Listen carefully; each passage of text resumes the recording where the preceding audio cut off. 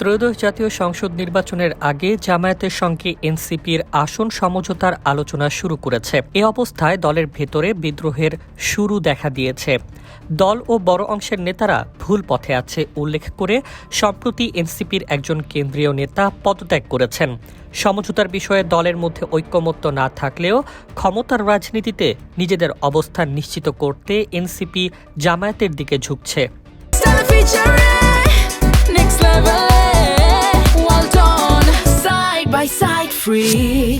রাজনৈতিক বিশ্লেষকরা বলছেন, এনসিপি নতুন রাজনৈতিক বন্দোবস্ত আনার প্রতিশ্রুতি দিয়েছিল। ৩০০ আসনে প্রার্থী দেওয়ার পরিকল্পনা ও নির্বাচনে জয়ী হয়ে সরকার গঠনের আত্মবিশ্বাস থাকা সত্ত্বেও কিছু আসনের জন্য পুরনো রাজনৈতিক শক্তির সঙ্গে জোট বাঁধার কথা ভাবছে। এনসিপির নেতারা জানিয়েছেন, সমঝোতার বিষয়ে এখনও চূড়ান্ত সিদ্ধান্ত হয়নি। বিভিন্ন দলের সঙ্গে আলোচনা চলছে, তবে সংস্কার এবং রাজনীতির নতুন ধারার বিষয়ে জামায়াতের অবস্থানগত সামঞ্জস্যই মূল, যে কারণে দলটি সমঝোতার দিকে ঝুঁকছে।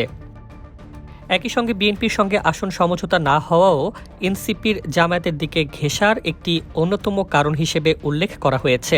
রাজনৈতিক বিশ্লেষকরা মনে করছেন, গণ অভ্যুত্থানের পর সরকারের পতনের পর গঠিত নতুন দল হিসেবে এনসিপি যে প্রতিশ্রুতি দিয়েছিল তা বাস্তবায়নে তারা ব্যর্থ হচ্ছে।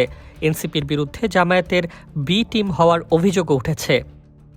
ঢাকা বিশ্ববিদ্যালয়ের অধ্যাপক আসিফ মোহাম্মদ শাহান বলেন, এনসিপি আসনের হিসাবের কারণে জামায়াতের দিকে ঝুঁকছে। অন্য দলগুলোর সঙ্গে আলোচনা করে বেশি আসনের প্রতিশ্রুতি না পাওয়া ও জামায়াতের সঙ্গে গেলে সেই সংখ্যা নিশ্চিত হওয়ায় দলটি সংসদে প্রতিনিধিত্ব নিশ্চিত করতে চায়।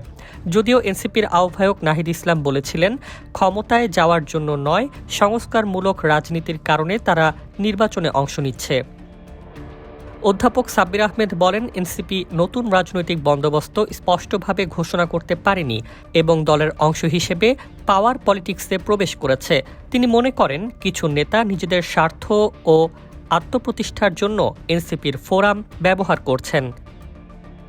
এখন পর্যন্ত জামায়াতের সঙ্গে আলোচনা চলাকালীন এনসিপির যুগ্ম সদস্য সচিব মীর আরশাদুল হক পদত্যাগ করেছেন। এর আগে আরও ৩ জন কেন্দ্রীয় নেতা অনিক রায়, তুহিন খান এবং অলিক পদত্যাগ করেছেন। বিশ্লেষকদের মতে এই সংখ্যা আরও বাড়তে পারে। রাজনৈতিক পর্যবেক্ষকরা মনে করছেন, নির্বাচনের আগে এনসিপির কাছে ভোট ব্যাংক গড়ার সুযোগ ছিল, কিন্তু দলটি ক্ষমতার রাজনীতির দিকে ঝুঁকায় পুরোপুরি জামায়াতের ওপর নির্ভরশীল হয়ে পড়তে পারে। দলটির ভেতরে যারা এই সিদ্ধান্তের সঙ্গে একমত নয়, তারা পদত্যাগের মাধ্যমে নিজেদের অবস্থান স্পষ্ট করছে। ফলে নির্বাচনের আগে এনসিপির মধ্যে চমক ও উত্তেজনা অব্যাহত থাকবে এবং আসন সমঝোতার চূড়ান্ত ফলাফল দলের রাজনৈতিক ভবিষ্যৎ নির্ধারণে গুরুত্বপূর্ণ প্রভাব ফেলতে পারে। এই নির্বাচনী প্রেক্ষাপটে এনসিপির পদক্ষেপ এবং জামায়াতের সঙ্গে সম্ভাব্য জোট বাংলাদেশের রাজনীতিতে নতুন বিতর্ক ও রাজনৈতিক বিশ্লেষণের জন্ম দিচ্ছে।